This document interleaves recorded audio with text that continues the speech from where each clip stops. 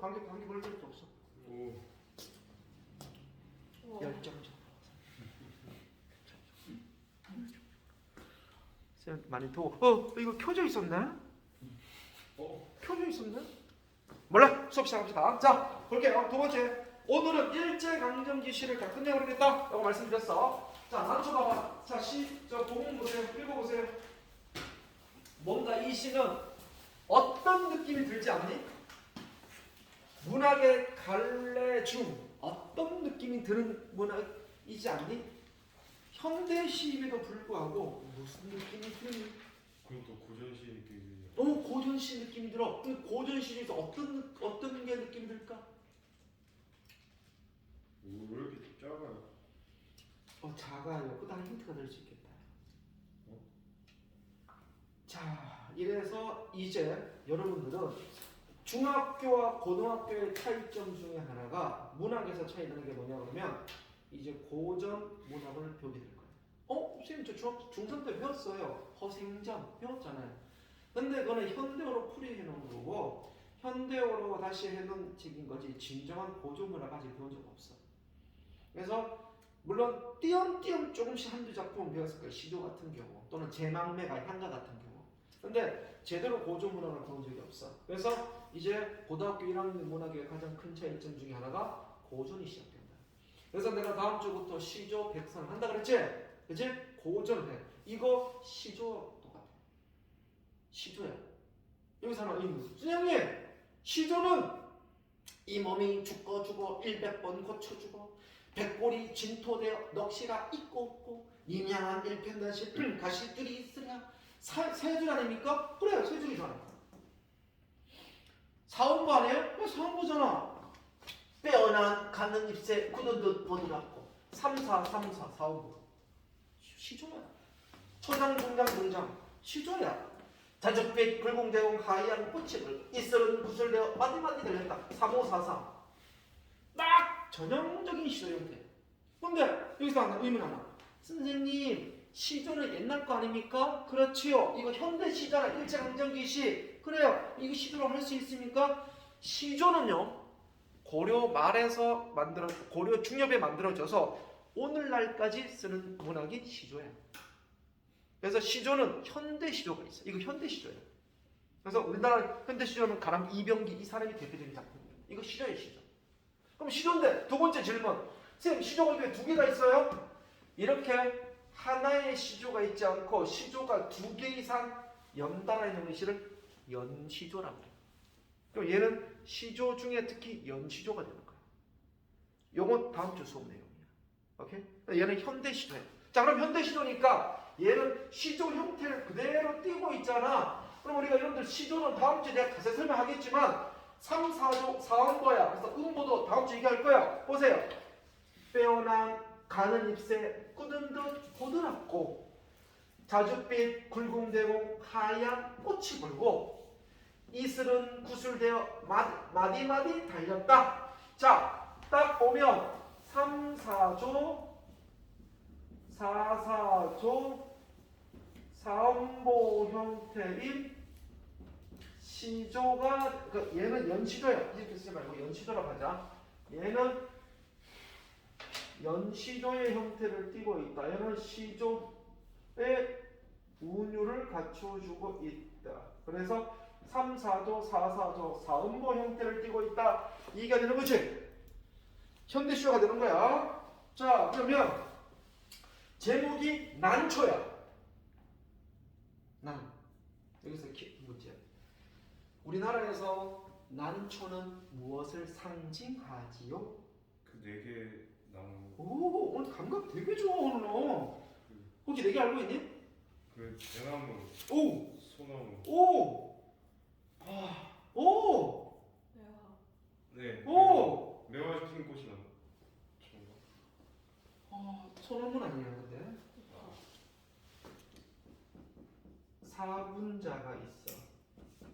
사군자가 뭐냐면 매화, 난초, 국화. 매남국죽. 그렇지. 매난국죽이야. 대명축자. 아쉽다. 그러면 사군자가 무엇을 상징하죠? 절개를 상징해.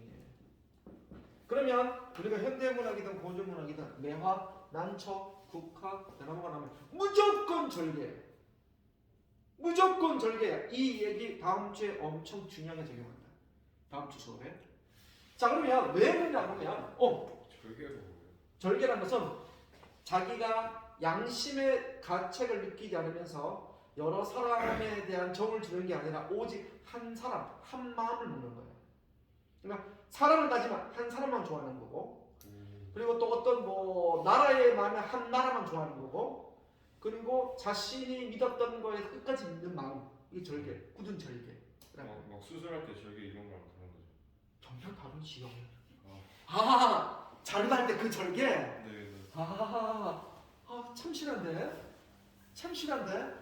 쌤 수업하면서 절개를 수술할 때 잘한다는 걸 처음 들어봐. 참신해. 참신해. 그럴 수 있겠다. 자, 그런데 질문 하나 할게요. 왜 이 네 가지는 절개를 상징하지? 굳은 절개를 상징하지? 굳은 마음을 왜 상징하지? 대나무는 대나무는 휘지 않고 휘지 않고 올곧으니까. 네. 오케이. 대단해. 국화는? 국화는 항상 펴 있으니까. 국화 항상 펴. 국화는 9월달, 10월달밖에 안 펴. 그래요? 지금 이제 끝물이야. 보통 10월달, 11월달 펴. 지금 가끔가다 국화가 좀 펴있을 것 같아. 다른 꽃들은 다 봄에 피는데. 국화만 혼자 피고 있으니까. 대단해. 난초는? 저 우리 교과서에서 봤는데. 난초는? 난초요? 응.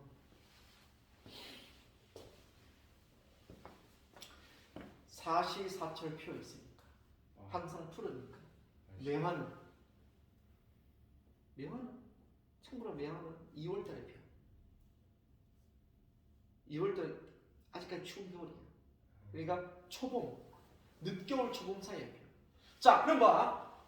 매화와 국화는 남들이 싫어하는 계절에 피는 나무고, 난초와 대나무는 사시사철 푸르게 피는 꽃나무들이야. 그러니까 풀과 나무들이야. 그러니까 얘네들은 남들 쉬울 때 하는 게 남들 힘들고 고난이고 힘들 때 피는 것들이야. 그래서 너는 굳은 마음을 갖고 있구나, 절개를 갖고 있구나 해서 사군자, 군자의 모습과 같다, 이걸 의미하는 거예요. 물론 사군자는 아니지만 소나무도 절개를 상징한다. 사군자는 아니지만. 그리고 그래서 이 5개, 요 사군자 플러스 소나무, 그다음 바위, 6개가 나오면요 무조건 절개입니다. 어디서? 고전문학에서. 이걸 다음 주에 내가 공식적으로 줄 거예요. 자, 그러면 봐봐.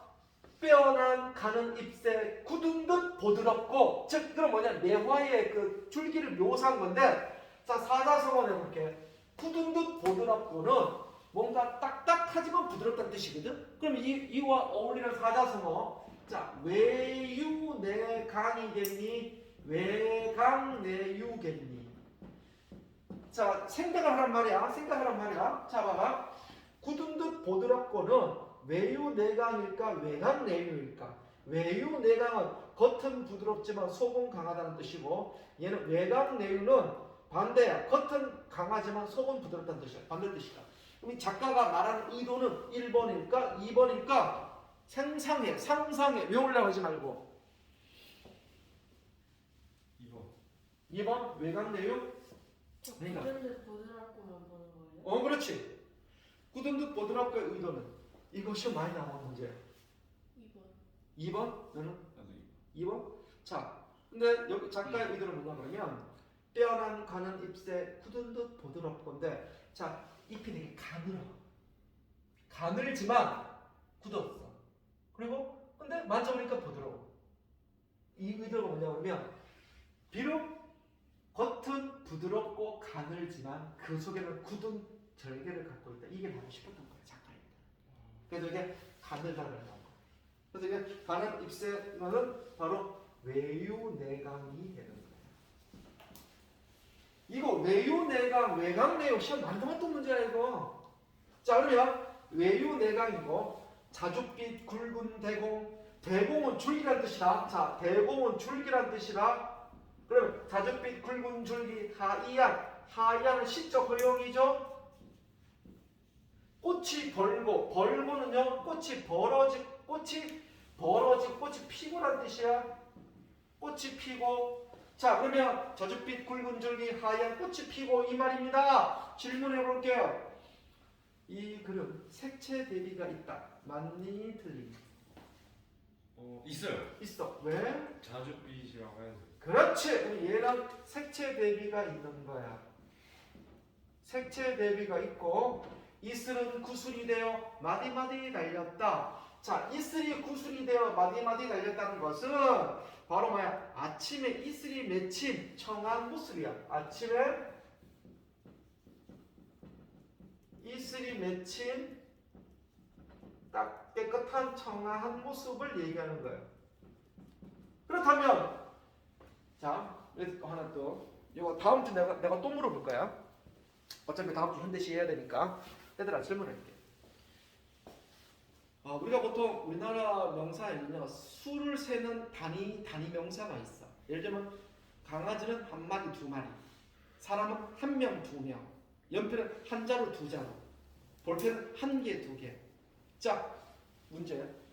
시는 시 하나, 시 두 개지. 시를 세는 단위는 뭘까요? 시를 세는 단위. 연은 아니야. 연은 시 하나에 쪼갠 거고 얘는 시가 두 개다. 행은 이 한 줄을 행이라고 그래. 자는 글자를 얘기하는 거야. 당연한 얘기지만 많이 들어봤어. 한 단, 두 단? 한 단, 두 단은 뭐 배추 쓸 때처럼 다는데. 포기 아니에요 그거? 포기도 있고 한 단, 두 단, 단도 있어. 글자 알려주세요. 연인가? 한 글자밖에 없는 거 딱 어떻게 얘기해? 그러니까 초성, 네. 초성, 시옷. 시옷이 왜 설이? 설 아니야. 설은 수필을 세는 단위. 설은 수필을 얘기하는 거야. 자, 이거 많이 들어봤을 거야. 시조, 한, 수. 뭐야? 왜 이러는 이 오늘 얘는? 동시에 말했어요 근데. 어쨌든 컨디션은 되게 좋아. 자, 시조를 세는 단위는 수라 그래. 한 수, 두 수, 세 수라 그래. 내가 얘기하는 모든 것들은 다 알아도 쓸데없이 얘기하는 건 절대 아니다. 알았어요? 다 써먹는 단어들이야. 한 수, 두 수, 세 수는. 자, 그러면 시조가 두 수 이상 있으면 우리가 연시조라 그래. 얘는 시조가 한 두 수니까 연시조가 맞겠죠? 자, 그러면 이건 일수의 주제가 뭐냐면 일수는 결국 뭘 얘기니? 일수는 난초의 외양묘사야. 난초의 외양묘사야. 일수는. 그럼 이수는 안 읽어봤지만 뭐라고 눈치가 채워지니?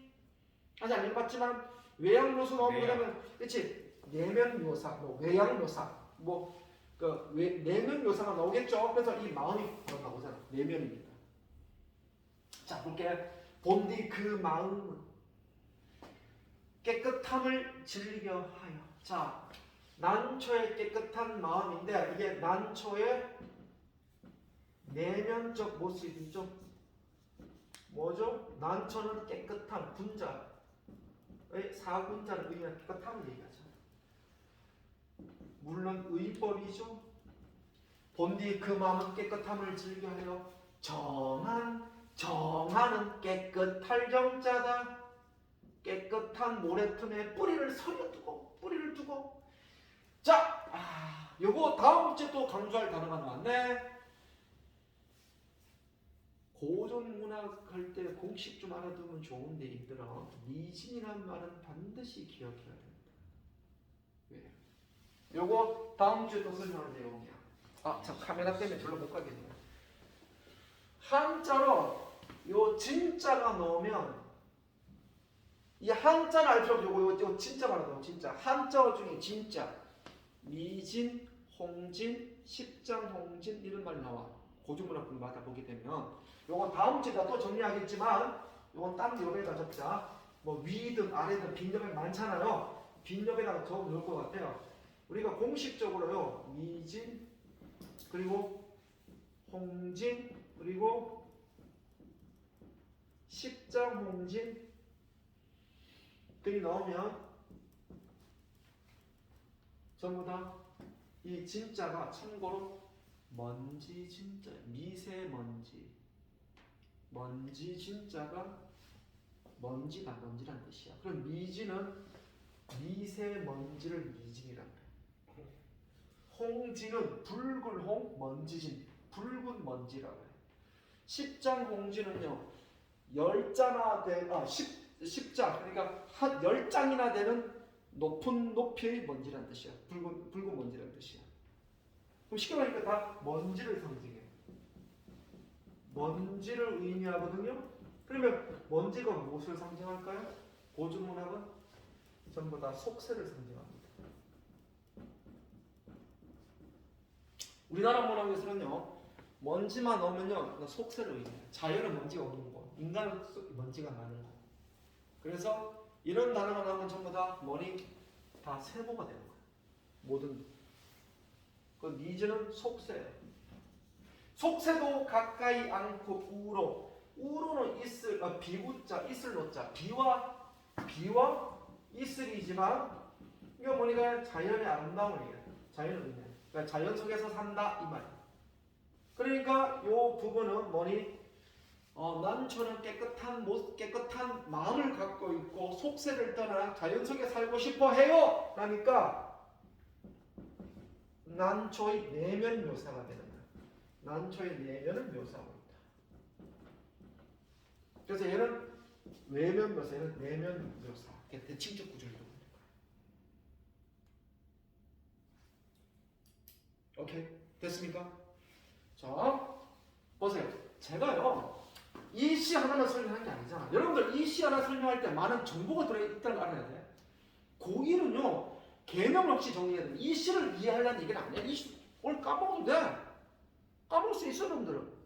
근데 못해도 시조의 운율은 3, 4조, 4, 4조가 있고 이것도 현대 시조구나. 그리고 여기서 미지랑서 먼지를 의미하는구나. 이런 것들 있잖아요. 자주 써먹는 것들. 이런 개념들을 좀 변하지 않아요. 자, 바로 이어서 그 다음 넘어가겠습니다. 다음 진행 경수. 이따 문제 이따 보겠습니다. 옆에 좀 특징 좀 넘어가야지.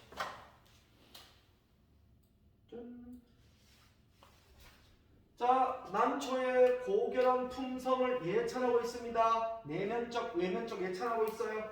의인법이 있고 감정이법을 통해서 삶의 방식을 드러냅니다. 여기서 감정이입이라는 것은 어디냐 그러면 아까 이연, 본디 그 마음은 깨끗함을 즐겨한다. 즉 난초는 깨끗한 마음을 즐긴다는 걸 통해서 나도 난초처럼 깨끗한 마음을 즐기고 싶어라는 화자의 감정이 입되어 있는 거예요. 그래서 난초의 감정을 자기가 합친 거예요. 그리고 기품과 격조가 남긴 절제된 시어. 이 절제된 시어가 바로 시조니까 3, 4조, 4, 4조 딱 시조가 절제되어 있잖아. 뭐 그런 뜻입니다. 크게 중요하지 않는 것 같아요.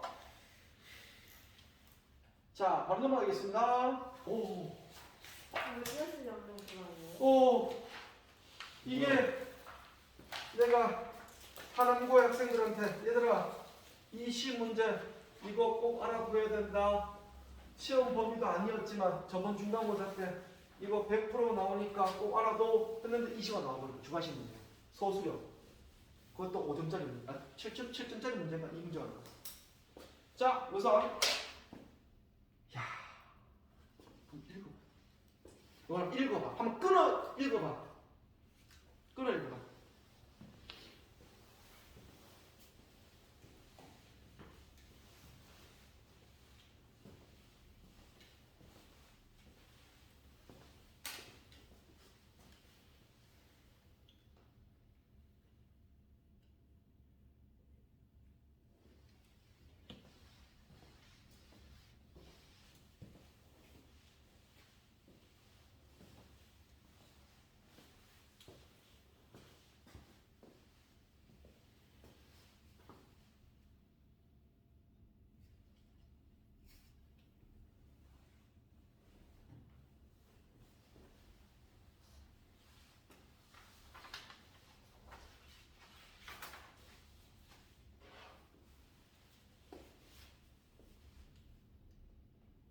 끊어 읽을 수 있겠니?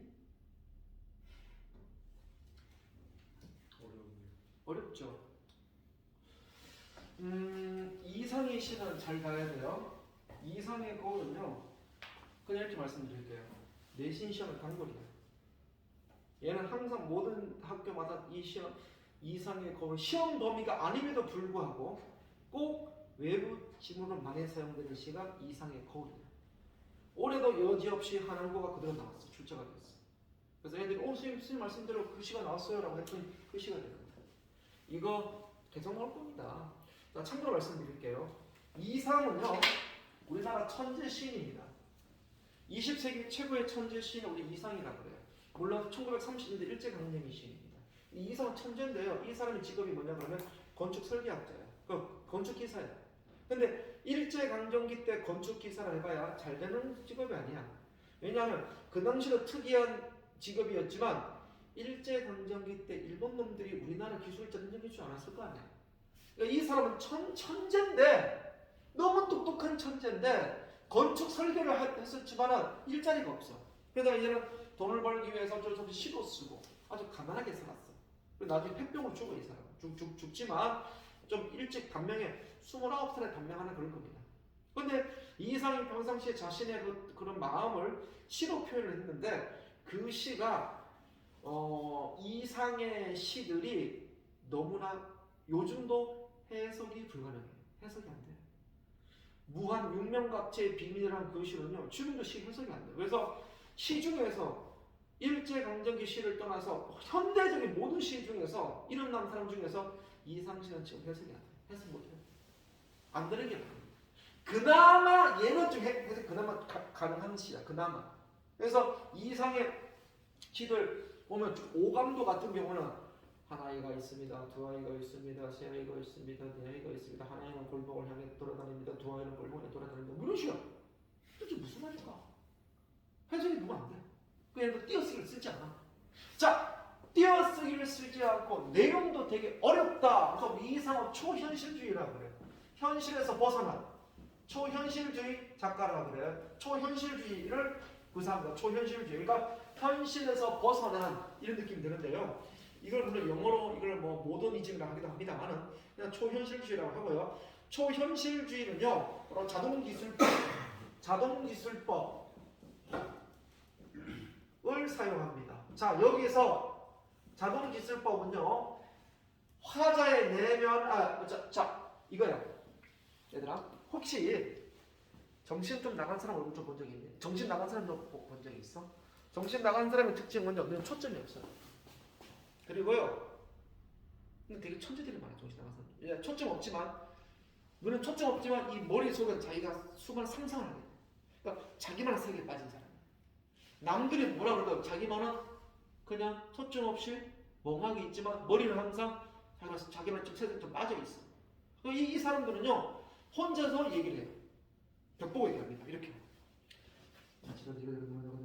약한 사람 아니에요? 약한 사람도 있긴 하겠지만 약한 사람이 얘기하진 않잖아. 말할 힘도 없죠. 약한 사람도 이렇게 나왔어. 오. 봤어요. 공부하자면 그게 아니라 얘는 그래도 눈은 초점 없지만 그래도 머리에 똑똑한 친구들이 많아. 머릿속에 이렇게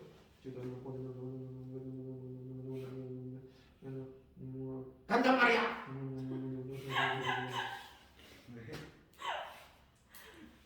이러면 우영우와 좀 다른 케이스죠. 우영우도 물론 자폐지만 우리 드라마는 우영우도 이 사람은 자기한 세계를 갖고 있어. 근데 이 사람들 내가 금방 뭐 행동처럼 뭐니 말을 자신의 머릿속에 있는 말을 내뱉어야 돼. 그 순서가 있을까? 두서가 있을까? 인과적 구조일까? 아니야. 그냥 머릿속에 있는 그 수많은 복잡한 생각 때문에 내뱉는 거야. 막 내뱉는 거야. 내뱉으니까 띄어쓰기 할 필요 없는 거지. 오. 그래서 자신의 내면 세계를 막 의식의 흐름대로 인과적 구성 없이 내뱉는 기술법. 자동기술법이에요. 이게 초현실주의 작가들이 쓰는 흔한 기법이에요. 즉 자신의 내면을 그대로 보여주고 싶은 거야. 그래서 자신의 내면을 두서없이 내뱉는 방법. 자신의 내면을 두서없이, 인과적 구서 없이, 두서없이 표출하는 방법. 표출하는 기술법. 그러니까 얘는 뭐야? 띄어쓰기를 무시하는 거야. 시에서. 이게 자신의 내면 속에 있는 말을 그냥 내뱉는 거야. 하고 싶은 말을 그대로 내뱉는 거야. 어떤 시를 굳이 정제하지 않아. 그냥 내뱉어. 욕을 해도 괜찮아. 그래서 물론 자동기술법은 아니지만은 일제강점기 중에서 이런 시도 있어요. 카프 계열의 시인데요. 얘는 공산주의 시긴 합니다만 약간 자동기술법에 해당하는 시가 있어. 무서워. 그냥 지가 하고 싶은 말 해. 농민들아 낯을 들어 지주의 목을 따라 그 지주의 창자를 꺼내서 줄넘기를 잡거나 하나 둘 셋 넷 하나 둘 셋 넷 이런 시도 있어. 그냥 욕 무서운 말이야. 그냥 그 정리하지 않고 그냥 무조건 내뱉는 거야. 숨기지 않고 자신 본만. 자 이걸 자동기술법 촌실주의라고 해요. 중요한 시입니다. 자 그런데요 물론 이거 내신에서 나오는 표현이고요. 이런 건 모의고사에 나오지 않아요. 이런 암기해야 될 것은 모의고사에 나오지 않아요. 우리 내신에서 다루는 개념들이야. 그런데 자 요거 이 얘기를 하나 드릴게요. 얘도 자 이렇게 거울이 있으면 거울 밖에 나와 거울 안에 나가 있어. 얘가 바뀌고 얘가 안이야. 그러면 거울 밖에 우리 나를 뭐냐 그러면 아까 했던 대로 얘는 현실적 자아예요. 얘는 이상적 자아야. 내가 꿈꾸는 이상적 자아야. 그러면 거울 밖에 나는 현실적 자아고 다음에 일상적으로 사는 일상적 자아라고 하고 얘는 이상적 자아라고 하고 내면적 자아라고 내가 꿈꾸는 자아가 되는 거야. 그래서 얘는 세모고 얘는 이제 동그라미가 되는 거야. 그래서 거울 밖에 나와 거울 안에 나를 이렇게 두 개로 나눠보자 이 말이야. 그러면 안은 밖은 세모, 안은 동그라미를 적어도록 할게요. 그래서 거울 속에 내가 있어로 시작. 거울 속에 소리가 없도록 시작됩니다. 자, 우선 그림 한번 그려보고요. 됐나요?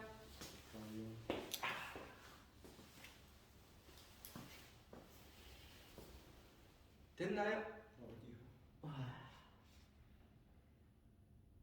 근데 이거 자 나누는 거는 그냥 내용 파악하려고 하는 거예요? 그 저런 자는 물어보게 돼요. 내신 탐구 문제야. 자, 그래요. 그래서 동그라미와 세모로 나라 판단하는 게 되겠습니다. 제가 이런 띄어쓰기를 무시한 자동기술법이라고 말씀드렸죠. 자, 여러분들 그거 있지 않아? 이거 거울에서 잘 보여주는 우리가 영화가 있어. 혹시 반지의 제왕 보셨나요? 반지 제왕 안 봤니? 반지의 제왕 골룸 아니야? 골룸? 갈라 마이 프레시스 뭐 이런 나온 거 봤어? 그 반지를 하기 위해서 욕망에 사로잡힌 머리 빡빡 괴물같이 생긴 애 있잖아. 골라 이거 그거 오래 안 봤어? 그러니까? 대단하다. 어떻게 그런 영화를 보니 세계적 대작을. 그 골룸이 주인공을 이제 반지의 제왕 원정대를 끌고 이 반지는 주인공 이 반지를 파괴하고 싶어. 악마의 반지야. 근데 이 반지는 무한의 힘을 갖고 있어. 욕심 없는 이 주인공 난쟁이들이 반지를 파괴하는 그런 모험을 담은 영화야. 그런데 되게 대부 3부작이야. 되게 꼭 봐야 돼. 영화 되게 재밌어. 되게 화려한 아주 전 세계 가장 큰 대작 중에 하나야. 근데 그 중에서 길 안내는 놈이 있어. 골룸이라는 애인데 골룸 아주 이상하게 생긴 애가 있어. 골룸. 근데 걔가 이런 장면이 나와. 우물에서 자기 얼굴을 거울을 그러면서 저 반지를 내가 뺐을까? 아니야 뺐었는데 뺐을까? 뺏지 말자. 막 내기하는 장면 나와. 오늘 똑같은 거지 이거랑.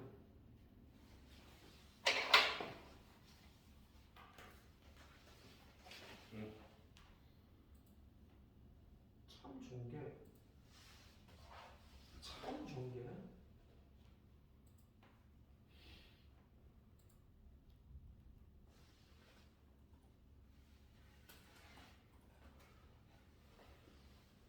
골라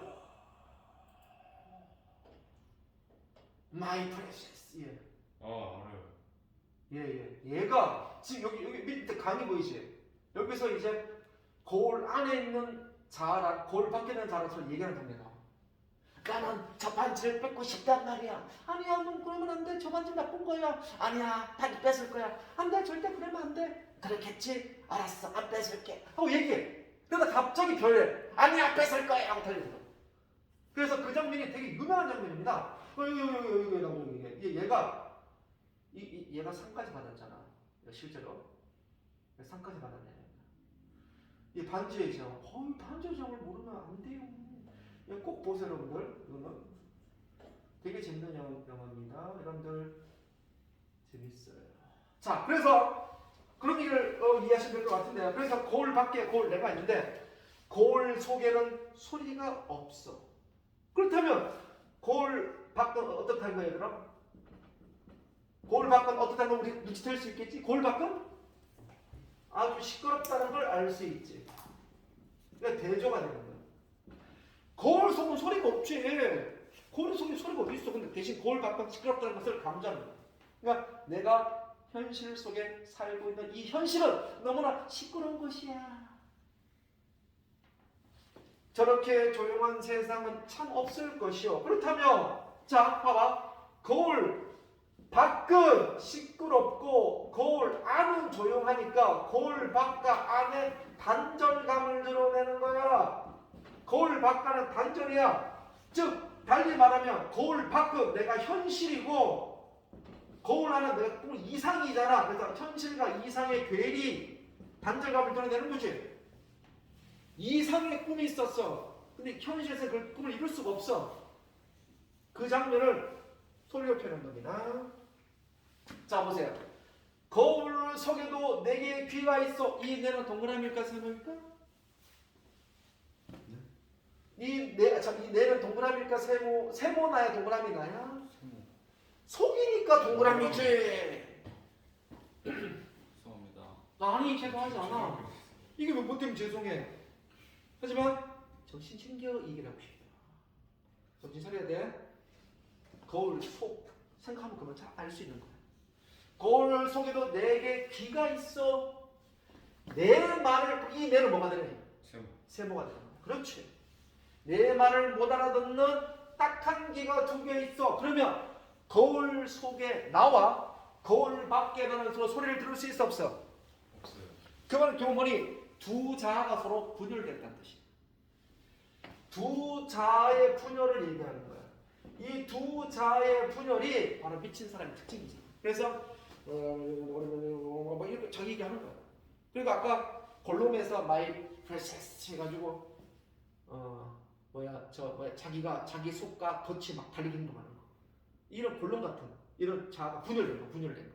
그래서 자아가 분열되는 사람들을 보게 되면 그래서 우리 옛날에는 이 자아 분열은 아주 흔한 정신적 증세야. 누구나 다 갖고 있잖아. 자아 분열을 갖고 있어요. 그러니까 가끔씩 내가 너무 스트레스 받으면 자아가 분열되는 경우도 있어. 그래서 또 다른 자아가 있어. 근데 가끔씩 너무 심하면요, 또 다른 자아가 자꾸 기술을 들려. 홍명아, 뭐하니? 일어나란 말이야. 홍명아, 밖에 나가. 뭐가 나를 명령하는 사람이 있단 말이야. 이게 너무 자아가 분열되면 이게 다 분리가 돼. 그래서 하나가 나를 명령하고, 난 거기서 거부하고, 이런 끊임없는 작용 때문에 내가 미쳐버리는 거야. 이건 솔직히 일상적인 정신작용인데, 이걸 옛날에는 뭐가 표현했냐 그러면 귀신 들었다 표현했었어요. 그러면 더 하지 않겠니? 자꾸 누가 내 머릿속에 막 명령해. 홍명아, 뭐해? 달려, 죽여, 뺏어, 명령한다 하는 거야. 그러니까 사람들은 그건 네가 아니라 귀신의 명령이야. 귀신이 아니고 그건 자아 분열이야 이거는. 이 정신적으로 충분히 증명되는 것들이야. 그래서 지금 세계적으로 의학적으로 56명까지 내 몸속에 56명이 있는 그런 자아도 있어요. 의학적으로. 네? 이거 영화도 만들었잖아. 영화 봤어요. 물론 근데 56명까지 안 나오지만 몇 명까지 나오죠. 그런 영화 되게 많아. 그래서 한 사람인데 어떤 때는 여자 옷을 입어. 그리고 립스를 칠하고 또 10분 지나면 머리를 또 한 사람에서 두꺼운 옷을 입고 남자처럼 행동하고 또 1시간 지나면 할머니 목소리를 내. 또 1시간 지나면 어린아이 목소리를 내. 실화야. 실화야. 그래가지고 옛날로 말하면 이 사람 자아 분열 너무 심하니까 이 사람은 귀신 들었다 그랬지만 귀신 아니고 그냥 또 다른 자아 분열된 것뿐이야. 내 같은 한 사람인데 그래서 이게 56명까지 그 자아가 분열된 사람이 학계에 보고가 됐어. 그리고 이 자아 분열로 범죄가 많이 일어나니까 이걸 연구를 많이 하게 되고. 그래서 옛날에는 귀신 들었다 표현해서 좀 귀신 들은 게 아니었었지. 그래서 이게 특히 누가 많이 들리냐 그러면 연예인들이 많이 들려. 왜 그럴까? 스트레스가 장난 아니죠. 그리고 욕망을 성취할 수 없는 불안감이 더 커, 일반 학생들보다. 왜냐하면 화려한 조명을 갖다가 하루아침에 불 다 꺼져. 그때 그 허전하면 더 커. 그 순간 그 사람들은 여기는 자아가 한 명 나와. 그래서 자아가 분열돼. 그래서 이런 말이 있죠. 원래 예술하는 사람들이 무당들이 많다고 그러잖아요. 그게 그래서 나온 거야. 자아 분열이 심하게 나요. 그만큼 욕망이 크고 욕망에는 상실감도 그만큼 크기 때문에. 근데 그걸 가지고 또 우리 옛날 사람들은 저는 다 딴따라들은 전부 다 몸에 귀신 있는 애들 다 무당의 자손들이야 이렇게 오해하죠. 실제로 이제 우리나라 연예인 중에서 그 무당이 되는 사람 되게 많잖아. 자기 몸 귀신 들었다 막 그러잖아. 그건 자아 분열된 거예요, 의학적으로. 안타깝긴 합니다. 그만큼 욕망이 크기 때문에. 자, 어쨌든 자아가 분열됐어. 그다음 거울 속에 나는 왼손잡이요. 그럼 거울 속에 나는 동그라미죠. 나는 왼손잡이요. 내 악수를 내는 세모가 됩니다. 악수를 받을 줄 모르는 왼손잡이. 그럼 이 악수가 무엇을 의미하니? 바로 두 자아의 화해를 얘기하는 거야. 화해를 잘 모른다는 거야. 내 악수를 받을 줄 모르는 왼손잡이라고 그랬잖아. 하해요. 화해. 두 자아가 서로 화해하는 거. 하해 막 미안해 이렇게 하는 거. 서로 화해. 네. 합치는 거. 두 자의 합의라고 그랬죠. 두 자의 합의. 그럴 수 있으니까 합의. 근데 그걸 모른다고. 그러니까 두 자가 분열됐다는 걸 의미하는 거죠. 내 악수를 받을 줄 모르는 왼손잡이입니다. 그러니까 서로 화해를 할 수가 없어. 자, 그 다음에 이제 요 구절이 중요해요. 요 구절이 중요합니다. 보세요. 거울 때문에 나는 거울 속에 나를 만져보지를 못하구려마는. 거울 때문에 내가 만져보지를 못해. 이게 딱 막혀있잖아. 그럼 이 거울의 역할이 뭐야? 두 자아를 단절시키는 기능을 하게 되는 거야. 그런데 여기 보면 또 거울이 아니었던들 내가 어찌 거울 속에 나를 만나보기라도 했겠어. 그러면 거울이 없기 때문에 그래도 얼굴을 볼 수 있잖아. 그럼 얘는 이 거울은 뭐가 되겠니? 연결의 이미지야. 그러면 이 거울은 단절의 이미지와 연결의 이미지를 모두 갖고 있는 이중적 이미지를 갖고 있어. 이중적 의미를 갖고 있는 거야. 즉 거울은 연결과 단절의 이중적 의미를 갖고 있다. 거울은. 자, 이 얘기가 앞으로 많이 써먹게 될 겁니다. 어디서? 앞으로 현대시에서 거울, 우물, 유리창, 서로 이렇게 유리 재질 또는 뭔가 비치는 재질이 나오면요 거의 다 이중적 의미를 띠게 되는 거예요. 시에서. 이것도 하나의 패턴이에요. 말이 나와 앞으로. 곧 보여줄게. 뒤에 나올 거니까. 어쨌든 여기는 이만을 하자. 그래서 단절과 연결의 의미를 갖고 있습니다. 그 다음에 나는 나 세범이다. 지금 거울을 안 가졌소만은 거울 속에는 늘 거울 속에 내가 있어 내 동그라미. 잘은 모르지만 외로된 사업에 골몰할게요. 외로된 사업이 이게 뭔지 몰라. 해석이 안 돼. 어떤 뭐 혼자만의 사업 이런 뜻인가?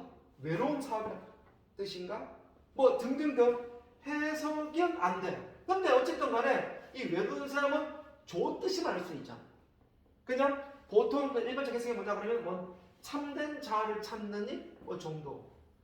참된 자아를 찾는 일 이 정도로 해석해. 그러니까 좋은 거다 이 정도로 끝나. 외로된 사업에 띄어쓰기 없는 거예요? 외로된 띄우고 사업이지 원래는. 근데 외로된이란 말이 없어. 막 돈 벌려고 그런 거 아니에요? 그런 건 아니야. 단순한 돈과 관계없는 거야. 어쨌간에 현실과 좀 탈피하고 싶은 그런 사업이겠지. 근데 그게 정확한 뜻은 없어. 그나마 이 이상의 거울이 해석이 그나마 되는 시인데 그래도 그나마 되는 시마저도 해석이 안 되는 게 구절이 나오죠. 이상의 시는 해석이 안 됩니다.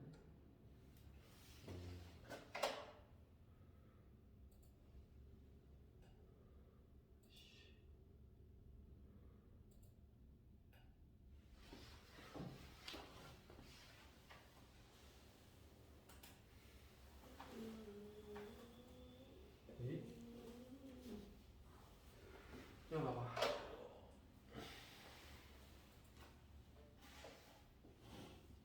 이건 영화고 폭망한 영화. 이상의 그래서 폭망한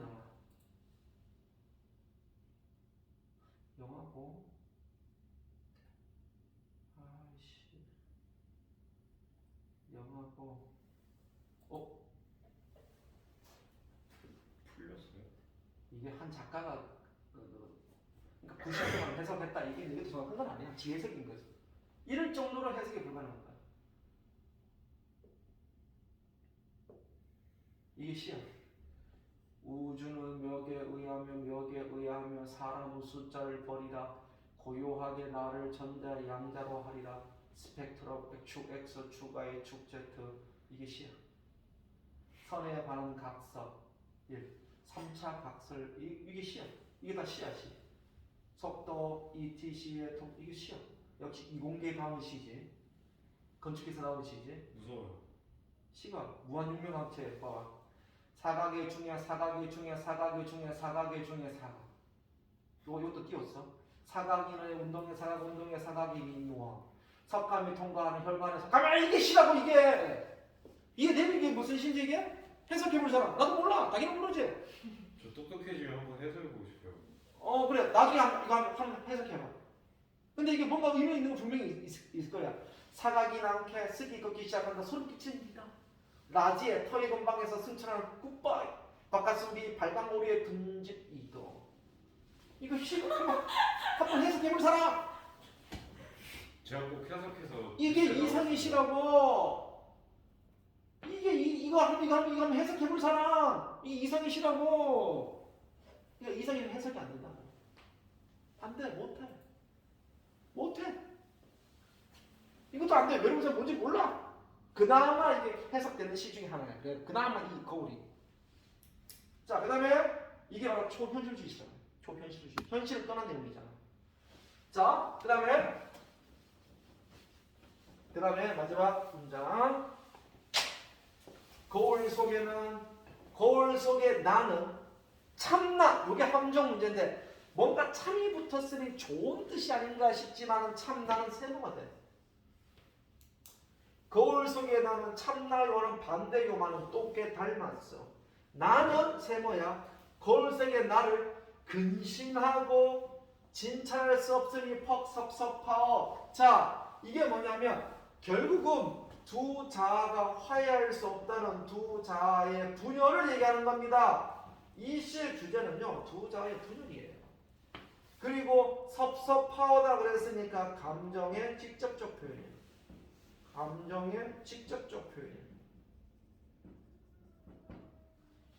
그러면 선생님 도대체 이 시가 어떻게 나오나요? 동그라미 세모와 그리고 동그라미 나와 세모 나를 구분하는 문제가 나오는 경우가 있고, 근데 그것보다 더 중요한 게 뭔지 아니? 아까 또 거울에 이 두 가지 이미지 이성적인 의미 요거 하나 나오는 경우가 있고, 제일 많이 나오는 것은 바로 이거야. 두 자의 분열. 보통 앞에 부분이 두 자가 분열되면 끝에는 두 자가 서로 화해한다는 말이 나와줘야 돼. 그게 어떤 시? 윤동주 시. 윤동주 여기 앞에서 배웠던 기억나는지 모르겠는데 윤동주의 쉽게 쓰여진 시. 자, 펼쳐봐. 쉽게 쓰여진 시 펼쳐봐. 근데 저기 참 나갔잖아요. 막 참 좋다 할 때 참 그런 참. 참나. 그러니까 진짜 나라는 시. 참. 그러니까 현실 속에 나. 자, 펼쳐봐. 앞쪽에 있잖아요. 몇 페이지니? 여러분? 10페이지 펼쳐봐. 왜 깨끗하니? 그러게요. 프린트에 안 했구나. 그때 시간 안 가져왔구나. 그래. 자, 쉽게 쓰여진 시에서 마지막 줄 읽어봐. 눈물과 위안으로 잡은 최초의 악수 나오지. 이거 악수 나오지. 악수 밑에 뭐라고 돼 있니? 두 자 화해라고 돼 있지? 그지? 너는 없잖아, 그지? 근데 마지막 줄에 CF 이상의 거울은 두 자가 분열됐다고 나와 있지? 그래서 윤동주 씨가 시험 범위에 들어가면 이상의 자가 무조건 시험 범위에 들어갑니다. 그러면 윤동주도 천재인 거예요? 윤동주는 이성만큼 천재. 근데 천재는 기준이 애매하다만은 내가 볼 땐 천재는 천재야. 막쌤 말처럼 막 혼자 말하고 그런 독백적과 이 혼자 말하는 건 다르다. 내가 집에 가다가 아 배고프다 오늘 밥을 뭘 먹을까 이런 혼자 말이랑 얘처럼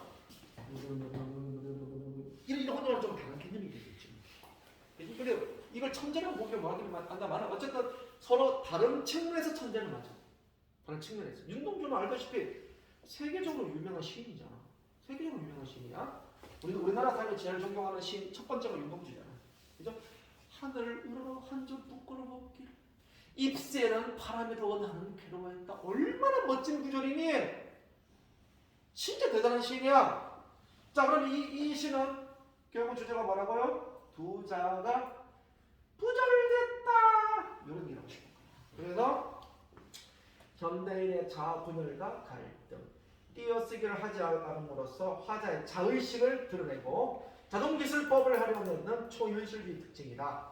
자동기술법을 다른 말하면 의식의 흐름 기법이다. 자신의 의식을 그냥 막 내뱉는 것이 의식의 흐름 기법이다. 됐니?